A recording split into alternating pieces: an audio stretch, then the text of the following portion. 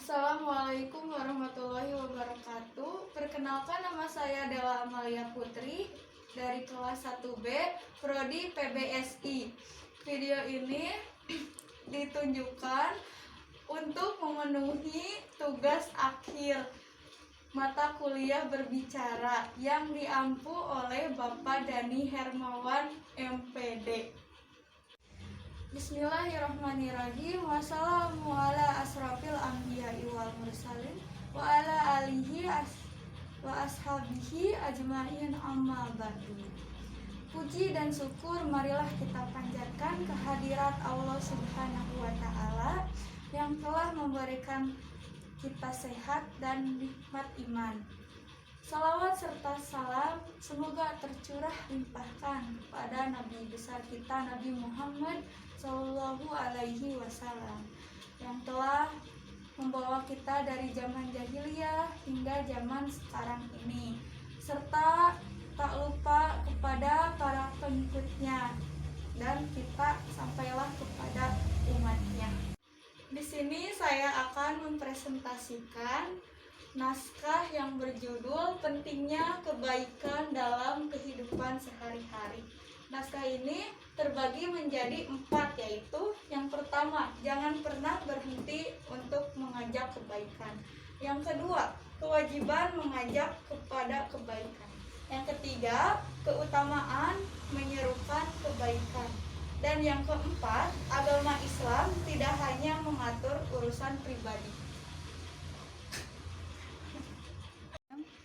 Poin yang pertama, jangan pernah berhenti untuk mengajak kebaikan. Nah, sebagai seorang muslim, mungkin kita sering mencoba untuk mengingatkan teman-teman kita melakukan kebaikan. Sudah menjadi fitrah kita apabila senantiasa ingin mengajak kepada kebaikan. Misalnya ketika adzan berkumandang, mungkin kita pernah mengingatkan pada saudara dan sahabat kita untuk bergegas ke masjid. Pada teman-teman akhwat juga mungkin sering mengingatkan teman dan sahabatnya untuk berhijab. Wajib bagi seorang muslim untuk mengajak kepada kebaikan. Setiap muslim lain adalah penyeru menjadi petunjuk akan kebenaran. Rasanya tidak sulit untuk mengingatkan orang di sekitar kita untuk melakukan amal kebaikan. Tetapi pada kenyataannya tidak semudah itu. Kita mungkin akan mengalami penolakan dari teman-teman, dari saudara, dan sahabat terdekat sekalipun. Seakan-akan agama Islam itu semata-mata hanyalah urusan kesalehan pribadi semata. Padahal niat kita untuk mengajak teman-teman untuk kembali kepada jalan Allah Azza wa Jalla. Poin yang kedua, kewajiban mengajak kepada kebaikan. Nah, di sini sudah menjadi perkara yang maklum dalam Islam tentang kewajiban seorang mengajak temannya kepada hal ma'ruf, mencegah yang mungkar dan membenarkan yang benar, dan membatilkan yang batil. Namun, ajakan ini tidaklah banyak mendapatkan respon positif, melainkan hanya sedikit. Tapi jarang kita yang membuat ajakan itu malah mendapatkan respon kurang menyenangkan. Misalkan seperti contohnya, urus saja dirimu sendiri. Atau misalkan seperti ucapan, agama itu urusan pribadi masing-masing. Pada poin yang ketiga, keutamaan menyerukan kebaikan. Nah, di sini dalam hadis yang diriwayatkan oleh Imam dan Muslim, barang siapa yang mengajak manusia kepada petunjuk, maka baginya pahala seperti pahala orang yang mengikutinya, tanpa mengurangi pahala sedikit pun. Dan barang siapa mengajak manusia pada kesesatan, maka ia mendapatkan dosa seperti dosa-dosa yang mengikutinya, tanpa mengurangi dosa mereka sedikit pun.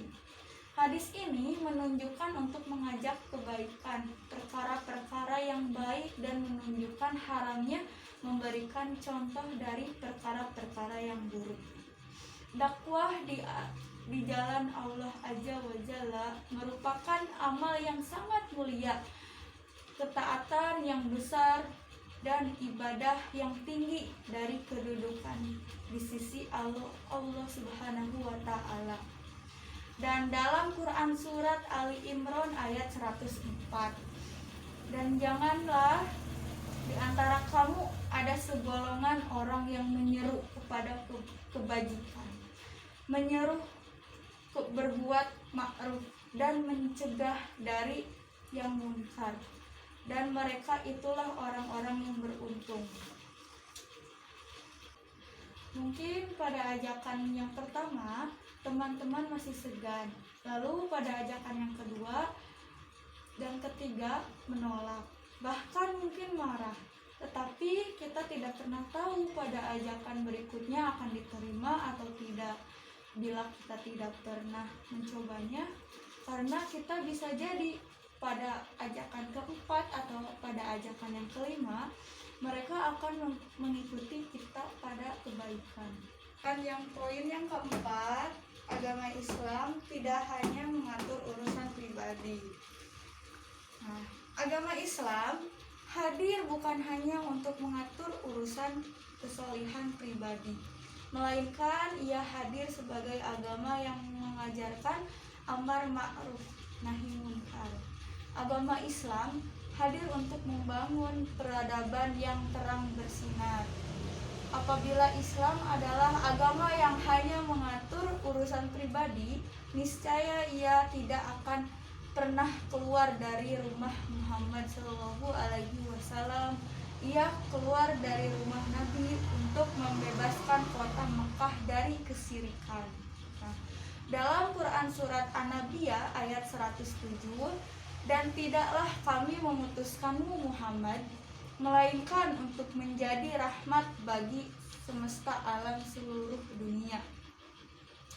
Seperti yang kita tahu, perjuangan Islam itu tidak hanya di zaman Nabi Muhammad SAW. Perjuangan untuk menyebarkan agama Islam telah diteruskan oleh para sahabat tabi'in, tabi'ut tabi'in, dan generasi setelahnya, sehingga sampai ke negeri kita tercinta ini, Indonesia. Adapun dalam mengajak kebaikan, sebelumnya kita harus mencukupi diri sendiri sebagai petunjuk untuk bisa terus belajar, terus beramal, berdakwah, dan bersabar. Sangatlah penting untuk memiliki ilmu dan adab sebelumnya berkata dan menyeru kepada kebaikan. Karena itu, janganlah pernah berhenti untuk terus belajar di majelis ilmu dan mengajak orang-orang di sekitarnya kepada kebaikan. Sekian yang bisa dapat saya sampaikan, semoga bisa bermanfaat bagi kita semua dan khususnya bagi diri saya pribadi. Mohon maaf bila ada salah-salah kata. Bila taufik wal hidayah. Wassalamualaikum warahmatullahi wabarakatuh.